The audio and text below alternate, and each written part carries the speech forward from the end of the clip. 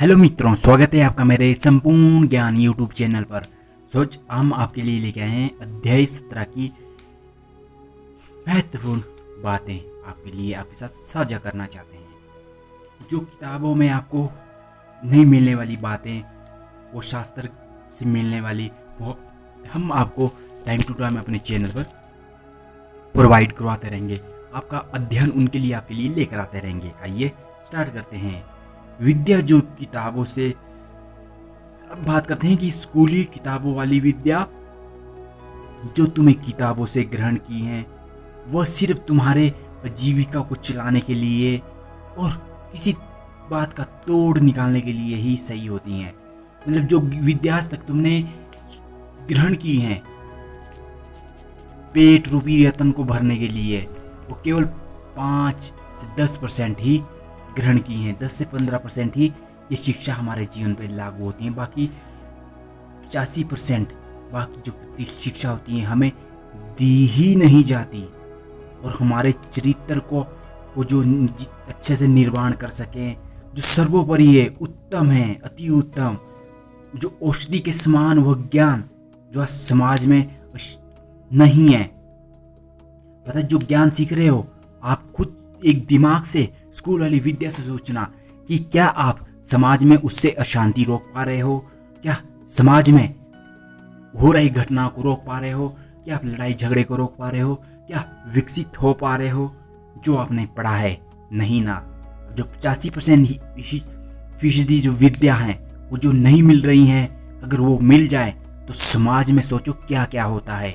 आज विज्ञान तो उसे साबित कर ही रहा है, परंतु उसके लिए भी कई साल लगेंगे। अगर जिस तरह से विज्ञान की स्पीड है, हो सकता है तब तो अंत ही नजदीक आ जाए इस लोक का, पृथ्वी लोक का, क्योंकि विज्ञान शास्त्रों के अनुसार इतना विकसित कभी भी नहीं हो सकता।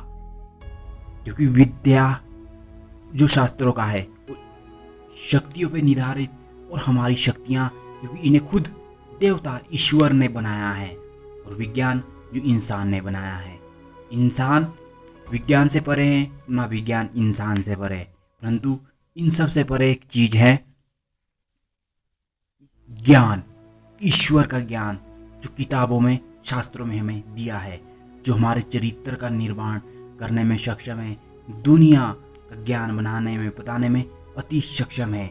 अगर आप इस ज्ञान से चाहें तो समाज में शांति, प्रेम पूर्वक इस औषधि से बहुत कुछ सुधारा जा सकता है। पहली बात में तो यही है कि हमें कौन सी शिक्षा अधिक लेनी चाहिए, 85% या केवल 10 से 15% जो काम में आप रोज कर रहे हो, स्कूल से ले रहे, या वो, या 85% जो हमारे चरित्र को भी और एक नए समाज में परिवर्तन भी ला सके। दोस्तों, अगर आप भी अच्छा जीवन जीना चाहते हैं तो आप अपनी आत्मा की शुद्धि के लिए कार्य करें, है ना। शुद्धि के लिए कार्य करें, ना कि शरीर की शुद्धि के लिए। शरीर तो शुद्ध हो जाएगा जब आत्मा शुद्ध होगी। पता है, शरीर तो एक दिन नष्ट हो ही जाना है, आत्मा नहीं होती। तो तुम्हें काम ना आए कुछ ऐसा काम ही क्या काम करना, आत्मा और काम जरूर आती है। मतलब कर्म धर्म मान मर्यादा। मेरा अर्थ यह है कि सही कर्म करो, धर्म का पालन करो, मान मर्यादा रखो, तभी आप उच्चतम लक्ष्य भी प्राप्त कर पाओगे। अगर आप कर्म कार्य करते रहो कि फल मुझे पैसा मिल जाए, मुझे पैसा मिल जाए, और सपने की ज्यादा पैसे से प्यार कर रहे हो, तो वो काम आपसे तृप्त हो नहीं हो पाएगा। वो काम आप में असंतुष्ट रहेगा। जिस तरह से आप किसी खाने से संतुष्ट होते हो ना, और खाना आपको संतुष्ट करता है, आप खाने की प्रक्रिया नहीं देख रहे हो, खाना संतुष्ट किया है आपको, तो उस तरह से आपको काम संतुष्ट करना होगा, और संतुष्ट काम को कर लिया तो फिर काम आपको वो देगा जो आपको पसंद है। परंतु आप काम को पसंद नहीं है तब करते हो, और आपको नहीं मिलता जो आपको पसंद है। इसीलिए मान मर्यादा में रहिए, अपने बाहर मत जाइए उससे। सफल लोग ऐसे क्यों नहीं होते आज? ये तो एक महत्वपूर्ण कारण है। आप समझ चुके हैं इस बात को? क्या नहीं समझते हो? तो आप इस तरह से देखें, अगर इंसान एक धर्म रूपी, कर्म रूपी का पालन कर रहा है, तो एक नहीं कर रहा है, भले उसके पास पैसा है ना, परंतु उसके पास देखना शुद्धता, उसके पास सुख शांति प्रेम है ना, उसके पास आनंदमय वाला जीवन है कि नहीं। कुछ पल वो आनंदमय से जी लेगा, परंतु इतना भी आनंद से वो नहीं जी सकता जिसके पास ये तीन चीजें नहीं है, कर्म धर्म मान मर्यादा। ये शांति प्रेम का एक क्रांति का नया परिवर्तन लाना हो ना, तो ये चीजें होना जरूरी है, तभी संभव है तुम्हारे आत्मा से, शरीर से नहीं। शरीर मात्र एक ढांचा है, एक कार्य कर्म क्षेत्र है। इस कर्म क्षेत्र में के कर्म करने होंगे आपको। अगर वो कर्म ही नहीं किए तो ना तो आत्मा तृप्त हो पाएगी और ना ही आपका धर्म आपसे संपन्न हो पाएगा, और ना आत्मा कभी मोक्ष की अधिकारिणी बन पाएगी। तो इस ढांचे को कार्य क्षेत्र कर्म क्षेत्र में लगाइए। वही मनुष्य इस समाज को बदलते हैं, वही मनुष्य जो अपनी आप को समझते हैं। हर मनुष्य के पास एक कला होती है, हर मनुष्य के पास गुण है, परंतु वो गुण उसे नहीं जानता। अपने आत्मा की शुद्धि, अपने नेत्र, अपनी इंद्रियों की संयम, अपने मन पर नियंत्रण, अपनी वाणी पर मधुरता, अपने कार्य पर प्रेम, अपने कर्म से प्रेम, अपने धर्म से स्नेह और मान मर्यादा का उल्लंघन ना होना, कर्तव्य का पालन करना, वही मनुष्य बदलते हैं समाज की परिभाषा, और वही का क्रांतिकारी कहलाते हैं। अपनी जगह दूसरों की प्रभाव आप अपनी जगह दूसरों को देखना, अगर आप गलत कर रहे हो और दूसरों को देखना कि इसका बुरा हो रहा है, और अपने आप को रखना वहां पे, तो आपको कितना बुरा प्रभाव पड़ेगा। आप सोचो, उस समय अगर आप दुष्ट कर्म कर रहे हो, उस समय लग रहा है कि ये अच्छा है मेरे लिए, तो उस समय दूसरे को देखना और दूसरे को अपनी जगह रखो और अपने को उस जगह रखो, उसको कहो कि ये कार्य कर, तो आपको प्रभाव कितना बुरा पड़ेगा। आप कभी भी उस तरफ आकर्षित, उस तरफ जाना भी नहीं चाहोगे। तो प्रभाव डालिए अच्छे कर्म का। सबसे बड़ा कर्म ही तो होता है, और उसे निप्रभाव तुम कर रहे हो। अपने लिए सब कुछ लुटा देने वाला सबसे बड़ा धर्म। पता है, कुछ लोग नियमों के अनुसार सब कुछ लुटाने के लिए तैयार हो जाते हैं, तो वो अपना धर्म नहीं छोड़ते और बाद में उच्चतम लक्ष्य पाते हैं। पहले उन्हें सब देना होता है अपने धर्म, अपने कर्म के अनुसार, तभी तो प्रकृति आपको 1000 गुना वापस देती हैं। ऐसे लोग कभी किसी का ना तो साथ छोड़ते और ना ईश्वर उनका कभी साथ छोड़ते हैं। भले वो आपको, उनके पास पैसा बचे ना बचे, पैसे वाले लोगों का जो होता है ना, अगर अंदर से उन्हें कुछ भी पैसे हो की बात अलग है। जो लोग दुष्ट होते हैं, है ना, आपको लग रहा है कि दुष्टता करके इसने यहाँ तक पद हासिल किया है, तो उनके साथ उस पैसा कुछ समय तक है, परंतु ईश्वर उनका साथ नहीं देता। और जो लोग समझते हैं कि ईश्वर, ये पैसा दुष्टता कुछ नहीं है, ईश्वर उन्हें नहीं दिख रहा, परंतु ईश्वर उनके साथ हैं और प्रतिपल हैं, और वो जीवन अपना अच्छे से भी वही जी पाते हैं। वास्तव में वही अपना जीवन अच्छे से जीकर स्वर्ग नरक को छोड़कर भी परम पद परम धाम चले जाते हैं। यह लोग ईश्वर को भी और अन्य देवता को भी बहुत प्रसन्न होता है ये धाम। तो अपने कर्म धर्म मान मर्यादा, अपने लक्ष्य का, अपने धर्म का पालन करना, है ना, धर्म में रहकर क्या चीज़ें नहीं करना, ये तो भली भांति मनुष्य को समाज में पता है। कुछ इसका पालन करते हैं, कोई इसका पालन ही नहीं करता। दूसरी बात में, गुरु से विद्या प्राप्त करो, कभी भी संकोच ना करे कि यार ये गुरु कैसा होगा, है ना। विद्या हमेशा कठोरता से प्राप्त होती है। आज तो स्कूलों में टेक्नोलॉजी से मिल गई है हमें, परंतु उसका अभ्यास बहुत कम होता है। इसीलिए ज़्यादातर विद्या से लोग ग्रहण तो सभी करते हैं, परंतु सफल उसमें से 1% होते हैं। तो अभ्यास कीजिए। पहले डांटने फटकाने वाला होते थे गुरु, आज के समय में ऐसा नहीं है। और ऐसी शिक्षा उच्चतम होती है जो गुरु कठोरता के साथ, अभ्यास के साथ आपको फटकार के, डांट के, है ना, सिखाते हैं। तो ऐसे गुरु को, गुण को हमेशा विकसित करना भी एक गुरु के समान ही होता है, और ऐसा करना भी बहुत लोगों के लिए काफ़ी तो बहुत बड़ी चुनौती बन जाती है। कुछ लोग तो कर ही भी नहीं पाते। तीसरी बात, जैसी करनी वैसी भरनी। तो कहावत तो आपने सुनी ही होगी। एक नदी पर एक हाथी और बंदर रहता था। वह छोटा सा जंगल, उस नदी के किनारे एक छोटा सा जंगल था। दोनों छोटे से बड़े हुए। जंगल में हाथी और शेर रहते थे। वहाँ काफ़ी पेड़ थे, उन पेड़ों से ही फल उगते थे और दोनों का साथ में बड़ा अच्छा गुजारा होता था। तो एक दिन हाथी को घमंड होने लग गया, यार बंदर इतना छोटा है तो मुझ पे कूद जाता है, मुझ पे चढ़ जाता है। और एक दिन उसने अपनी सूंड में पूरे दिन बंदर को बंदी बनाए रखा। अब हाथी को तो अहंकार हो गया। बंदर समझने लगा कि यह शरीर से छोड़ ही नहीं रहा, अब भूख लग रही है, जब हाथी को भूख लगी तब तो छोड़ेगा ही। तो बंदर पेड़ पे चढ़ गया और उसके बाद बंदर कभी नीचे नहीं उतरा। अब उसने हुक्म दिया कि अगर तू नीचे नहीं उतरा तो मैं तुझे मार दूंगा, नहीं तो तुझे मेरे लिए खाना लेकर आना होगा हर रोज। बंदर बेचारा करे तो करेगा, उसे हर रोज खाना लेके जाना पड़ता था उसके लिए। और अहंकारी रूपी रतन जो उसने ग्रहण करा था हाथी ने, वो एक दिन उसने बंदर को अपमानित करना शुरू कर दिया कि तुझसे नहीं होगा, तू कितने फल लाता है। और उसको दंड देने के लिए चल पड़ा। हाथी उतावला हो पड़ा और बंदर नाराज होकर सोचने लगा कि अगर क्यों ना इसे छोड़ दूं। तो बंदर अंदर खुश होने लगा और हाथी को छोड़कर वो चला गया। जब हाथी को पता चला तो वो सहन नहीं कर सका, वो दंडित करने उसके लिए अपने घर से अपने आप से निकल पड़ा नदी किनारे से। बंदर को पेड़ पर देखकर वो अधिक चिल्लाने लगा और जिस भी पेड़ पे बंदर चढ़ता उस सारे पेड़ तोड़ता गया। कुछ पेड़ तो टूटे, कुछ नहीं। अंतिम एक पेड़ बचा। जब हाथी थक हार चुक कर वहाँ नीचे बैठ चुका था, क्योंकि सारे फल देने वाले पेड़, जब हाथी को समझ आया कि मैंने तो सारे फल देने वाले पेड़ ही तोड़ दिए, अब मैं जीवित रहूंगा तो कैसे, और ये तो फल सड़ जाएंगे, मैं खाऊंगा भी तो कैसे।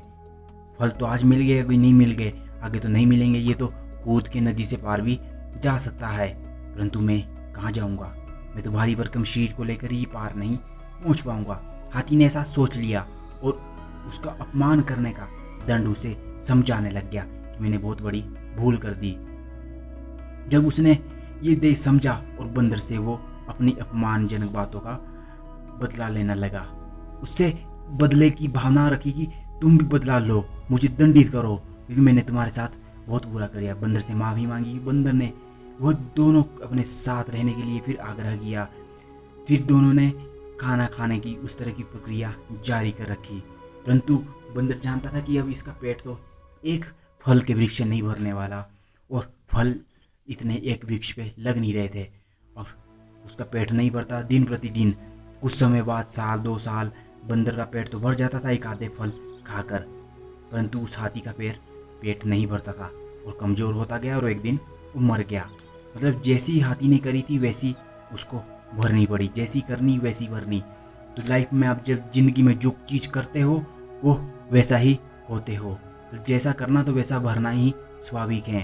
अगर आप उच्चतम लक्ष्य का चौथी बात, अगर उच्चतम लक्ष्य का स्थान पाना चाहते हो तो आपको उसके लिए अधिक प्रयास करने होंगे। मतलब कठोर तपस्या, तभी वो सिद्ध हो सकता है, तभी वो लक्ष्य पा सकते हैं। ऐसे तो सरलता से कुछ नहीं। 5वीं बात, जिस मनुष्य के मन में दया, बुराई ना करना, किसी के चुगलखोर, ये सबसे बड़ा पाप है, करने का भाव नहीं रहता, सदैव सत्य चरित्र, सत्याचरण वाला गुण है उस व्यक्ति को। कोई तब करे हो ना करे, भगवान की पूजा करे या ना करें, मैं ये नहीं कहता कि भगवान की पूजा नहीं करनी चाहिए, परंतु वो ना भी तब करें उनका, तब भी उसे कोई आवश्यकता नहीं पड़ती, क्योंकि ऐसे मनुष्य का मन पवित्र कभी अपवित्र नहीं होता। जिसके अंदर बुराई ना करना, चुगलखोरी, मन में दया होना, चुगलखोरी वाला शब्द ही नहीं होता, पाप ना करना, सदैव आत्मा को एक जैसा देखना, है ना, ऐसे मनुष्य हमेशा उसका मन पवित्र रहता है। और जिसके अंदर चुगल करना, दया करना, मन में दया ना होना, बुराई करना, कठोरता, पाप, अकरुणता, सत्य नहीं होना, चरित्र के अंदर सत्य चरण नहीं करना, सत्य का आचरण नहीं करना अपने जीवन में, और वो व्यक्ति कितने भी तीर्थ स्थानों का दर्शन क्यों ना कर ले, स्नान क्यों ना कर ले, वो दुष्ट ही और कष्ट भोग के ही जाएगा और आगे भी कष्ट मिलता ही रहेगा। छोटी बात याद रहे, विष की तरह सोच रखने वाले व्यक्ति उस विष का प्रभाव अपने पर जरूर डालते हैं। आपने पता है कि मक्खी को मक्खी, जिस तरह से मक्खी का विष सर पर होता है, बिच्छू का विष उसकी पूंछ में होता है, इसमें से एक अंग में एक ही विष होता है, और जो सोच में विष रखता है उसके पूरे अंग अंग में, तन मन धन में विषैला हो जाता है। सांप एक बार विष का घात करेगा, परंतु दुष्ट व्यक्ति बार बार प्रहार करेगा। बचे रहना ऐसे लोगों से, चाहे वो अपने हो उन्हें त्याग दो, चाहे वो बुराए हो। सातवीं बात, स्त्री की सजा। जो स्त्री की सजा, क्या बात कही है आचार्य ने कि स्त्री की सजा, जो स्त्री अपने पति का अपमान, उसकी सेवा ना कर सकती, उसको सजा कौन सी मिलती है? स्त्री को आगे जाके ना कर सकती हो, जो उसे बिना बताए काम करती हैं, बिना बताए कहीं चली जाती हैं, उसकी आज्ञा बिना उपवास या व्रत करती हैं, उसे सजा नरक में जाकर जरूर मिलती हैं। आठवीं बात, जो स्त्री अपनी सुंदरता की चाह कितनी सेवा कर ले हैं, तीर्थ स्नान कर ले, जितना मेकअप कर ले, जितना दान कर ले, अगर वो अपने प्रति जितना दान कर ले या जितना निखार कर ले अपने अंदर, या स्नान कर ले, कुछ दान करोड़ों रुपए दे दें, तब भी वो मोक्ष की अधिकारिणी नहीं बनती, क्योंकि उसने अपने पति की अगर सेवा ना करी हो तो। पति की सेवा करना अन्य सेवाओं से सर्वश्रेष्ठ माना जाता है। नवीं बात, जो लोग अपने काले हाथों से दान भी कर लें तो भी वो दान कहलाता है, शोभ देता है उस हाथ में। और जो व्यक्ति सुंदर हाथों में अधिक कड़े सोने के डाल लेना और दान कभी दिया नहीं, तभी वो शोभित नहीं रहता। तात्पर्य उन लोगों को मन उसकी सुंदरता मोहित तो कर रही हैं, पर उसके हाथ उसकी शोभत नहीं कर रहे हैं, क्योंकि शोभित इंसान के हाथ दिखे ना दिखे, लेकिन सुने हुए भी वचन उस इंसान के प्रति अत्यधिक उस स्वर्ण से भी कहीं ज़्यादा सुशोभित करते हैं। इसलिए अपने हाथ कभी भी ये मत देखिए कि कैसे बुरे हैं, काले हैं, है ना। दान हमेशा काले हो या बुरे, शोभा करोड़ों रुपए से भी ग्रहण करने से भी कहीं अधिक देते हैं। और ऐसे मनुष्य हमेशा मोक्ष के ही भागी बनते हैं। पता है कि जो व्यक्ति, पता है आपको कि जिस तरह तृप्ति हमें हमारे उदर को एक तरह से तृप्ति हमें भोजन करके मिलती है, ये तृप्ति हमें चंदन का टीका लगाने से नहीं मिलती। दूसरी बात, आलस मन मान लेना। कुछ लोग अपने जीवन में कुछ बड़ा करना चाहते हैं और आलस मान लेते हैं, यार आज नहीं तो कल करूँगा, कल नहीं तो परसों करूँगा, चौथ करूँगा, है ना। तो आलस उन्हें ही कुएं में धकेल रहा। आलस की एक कहानी बता देता हूँ। एक आलसी व्यक्ति होता था, परंतु उसके पास अच्छी विद्या थी और उसके पास पैसा भी था। एक व्यक्ति जिसके पास आलस नहीं था, वो आलस नहीं मानता था, वो हमेशा मेहनत करने के लिए सजग रहता था। वो एक दिन बड़ा बन गया, लेकिन आलस करने वाला हमेशा सोचता रहा कि एक दिन शुरू कर ही लूँगा। और जब उसने उस बड़े व्यक्ति को देखा, उस छोटे तुच्छ व्यक्ति को भी ये कुछ नहीं कर सकता परंतु बहुत कुछ कर गया, तो आलस भी हमारे जीवन, हमारी सफलता में बहुत बड़ा अहम देता है। अगर आलस एक टायर की तरह है, अगर भरी होगी तो पार चल जाएगी, पंचर होगी तो कभी पार नहीं पहुंच पाएगी। आलस होना नहीं चाहिए। आलस मत मारना, कभी मानना कि आलस है तो मैं पार नहीं पड़ पाऊंगा। आप आलस को जीत सकते हैं। 11वीं बात, मनुष्य और पशु में अंतर बताओ। आप बताओ मनुष्य और पशु में अंतर क्या है? मेरा आपसे क्वेश्चन है, इसका जवाब आप देंगे। 12वीं बात, हर व्यक्ति में एक अच्छा गुण होता है, चाहे वो उससे पहले पता चले या बाद में पता चले। फूल चाहे कीचड़ में उगे या बाहर। पता है केवकी का फूल एक कीचड़ में उगता है और जब अपनी सुगंध छोड़ता है वातावरण में तो सभी कीट पतंगे प्राणियों को अपनी ओर आकर्षित कर लेता है। होता है ना उसके अंदर एक गुण, वही एक अच्छाई बुराई को मिटा देती है, वही उसकी सुगंध पूरी कीचड़ता को मिटा देती हैं और अपनी तरफ सबको आकर्षित कर देती हैं। तो अच्छाई का एक गुण अपनाने से बुराई भी नष्ट हो जाती हैं, और अगर एक बुराई आ गई तो पूरी अच्छाई का गुण भी समाप्त हो जाती हैं। ये 12 बातें जान के कैसा लगा कमेंट करके ज़रूर बताएं। इसी तरह की वीडियो देखने के लिए चैनल को सब्सक्राइब करें। अगले अध्याय हमारे स्टार्ट होने वाले हैं, चाणक्य सूत्र के ऊपर हम एक वीडियो से लेके आएंगे, और हमारे अध्याय स्टार्ट होने वाले हैं श्रीमद् भागवत गीता, जो आज से 5000 वर्ष पूर्व भगवान कृष्ण ने कुरुक्षेत्र भूमि में अर्जुन को सुनाई थी। इसी तरह की वीडियो देखने के लिए चैनल को सब्सक्राइब करें। धन्यवाद।